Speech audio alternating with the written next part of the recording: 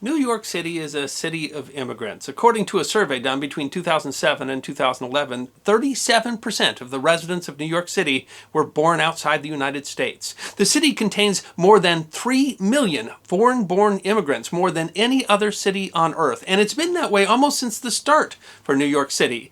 But of course, the melting pot has not always melted smoothly. Around the turn of the last century, there was a large influx of Italian immigrants into New York City. They brought with them their hopes and dreams, but also connections to criminal organizations in the old world. They called themselves the Black Hand, and they terrorized New York City and other large metropolis in the early part of the 20th century. The story of one fellow immigrant who bucked tradition and fought and died to stop that reign of terror deserves to be remembered. Born Giuseppe Petrosino, Joe Petrosino immigrated from Padula, Italy to the United States in 1873 when he was 13 years old. Petrosino's early years in America have been a subject of debate, but what scholars do agree on is that he and his family faced prejudice from the people and different nationalities already living in New York City, notably the Irish, who had footholds not only in the political structure of Tammany Hall, but also the police department. Italian-American boys and girls were harassed by Irish children on their way to and from school. Petrosino became known as someone who wouldn't back down from a fight. If anyone threw a rock at him, Petrosino would run at them, throwing punches. If they continued to harass him, he'd bang their heads into the sidewalk until they relented. He dropped out of school after 6th grade and began to work as a shoe shiner on the streets. But Petrosino was certain that shining shoes was not going to be his future. A friend, Anthony Maria, later said, one afternoon Petrosino seemed to snap, and he smashed his shoe shine box to pieces on the pavement. He said, "Tony, I won't shine shoes anymore. I'm going to be somebody." After that revelation, Petrosino became a street cleaner, carting, among other things, the refuse of an estimated 150,000 horses used in New York City at the time off the streets. He must have been good at his job because he was noticed by Alec Clubber Williams, an Irish police inspector who was remembered mainly for his corruption. Williams ran the streets he patrolled, giving permission to the different businesses and criminals to operate there. Williams is heard to brag, "I'm so well known here in New York that car horses nod to me in the mornings." Williams wanted Petrosino to become a police officer, but Petrosino was only 5'3" tall, and at the time the requirement was that a man be 5'7" tall in order to join the force. But Williams used his connection to get Petrosino through, and he became one of the first Italian-American officers in the New York Police Department in 1883. He received the Shield number 285. He was an excellent policeman. Petrosino had a photographic memory and could recall thousands of different names, faces, and crimes without having to refer to files. He spoke nearly a half-dozen different dialects and could talk to nearly any Italian in New York City, which grew from a population of a mere 830 Italian immigrants in the 1850s to almost 500,000 in 1910. He wasn't afraid to dress up in costumes to confuse criminals as to his identity or take up jobs to earn the trust of those he was investigating. Author Stephen Talty reported that Petrosino wouldn't just pose as a worker or miner to crack a case, he would go out and become one. In 1 year, Petrosino set a New York City Police Department record for the time of 17 homicide convictions. He became so well known that it was said in order to make an arrest, all Petrosino had to do was walk up to the criminal and say, "I am Petrosino," and they would give up without a fight. But Petrosino's position as a police officer didn't make him popular in his own neighborhood. Shouts of "fresh parsley for sale" would follow him down the street. Petrosino means parsley in Italian.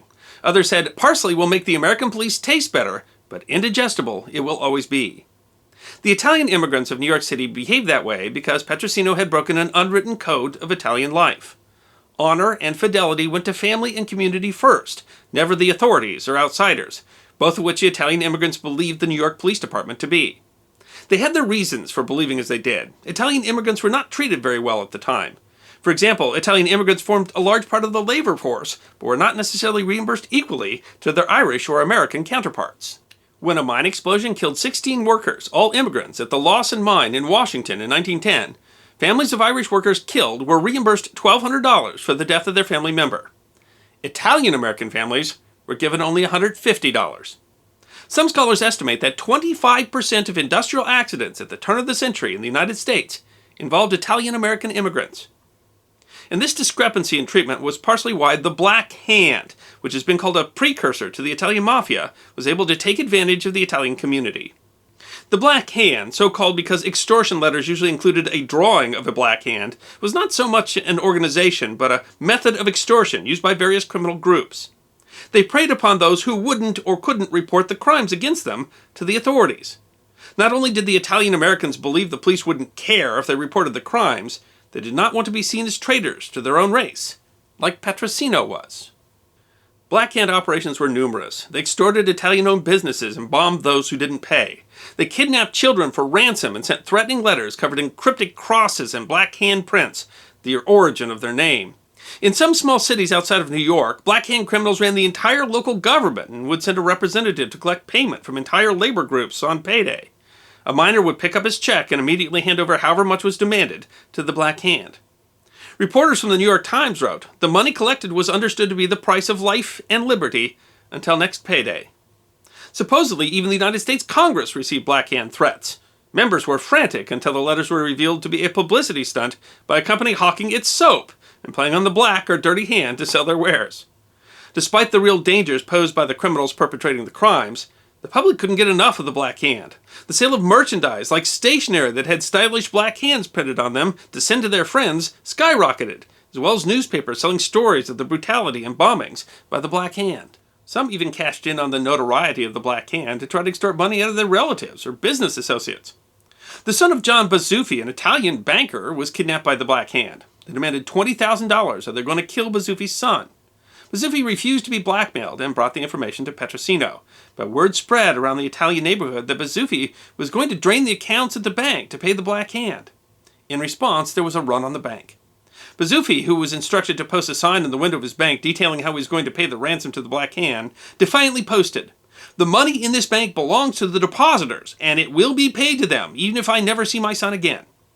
He eventually got his son back, but the damage had already been done to both his business and his reputation.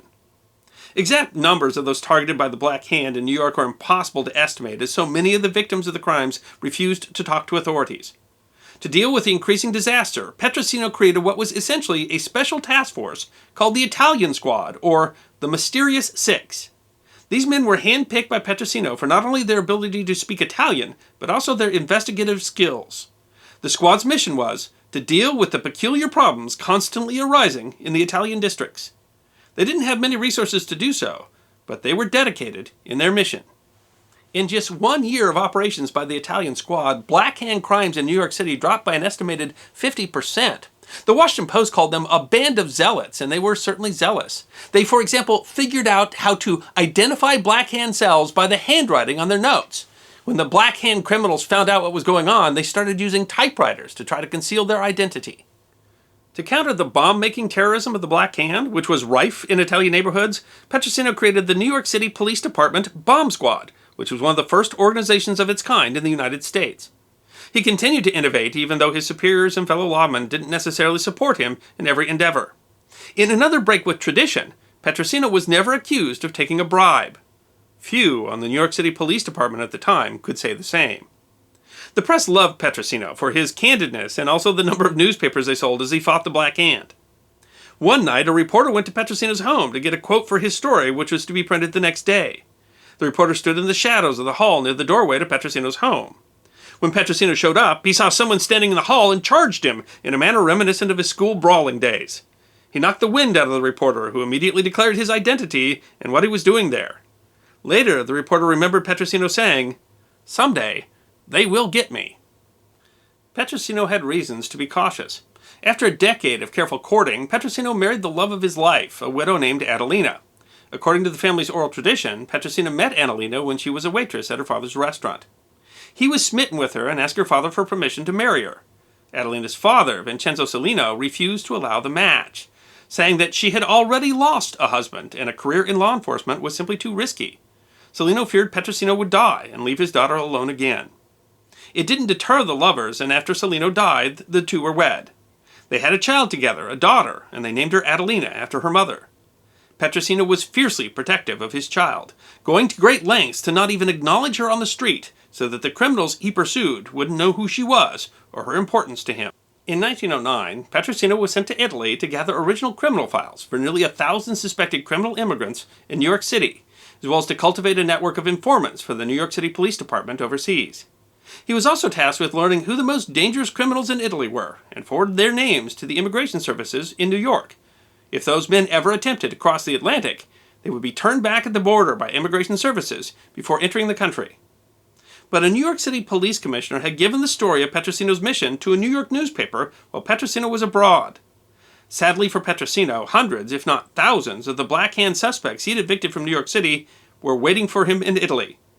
On a rainy night in March in the Italian town of Caltanissetta, Petrosino was shot dead by unknown assailants.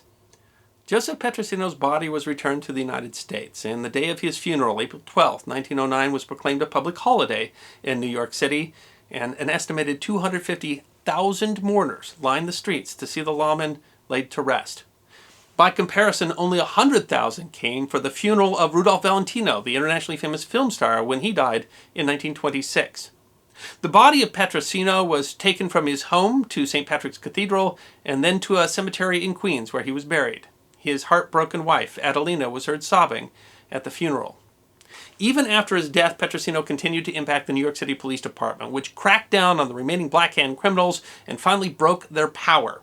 Crime-fighting techniques that were pioneered by Joseph Petrosino are still used by police departments today, and the man who fought against all odds to do what he believed was right for the country that he had adopted as his own remains to this day to be the only New York City police officer to have died in the line of duty outside the United States.